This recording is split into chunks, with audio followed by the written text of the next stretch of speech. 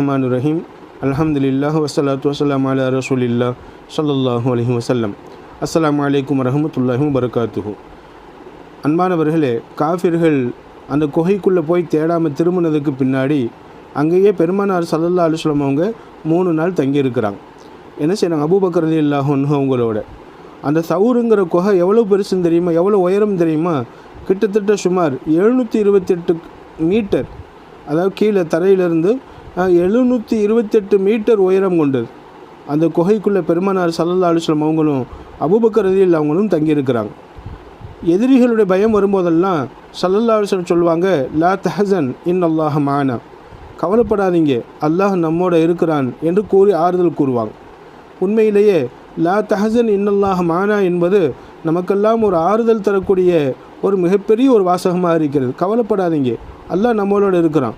இது மிகப்பெரிய ஆறுதல் தரக்கூடிய வார்த்தையாக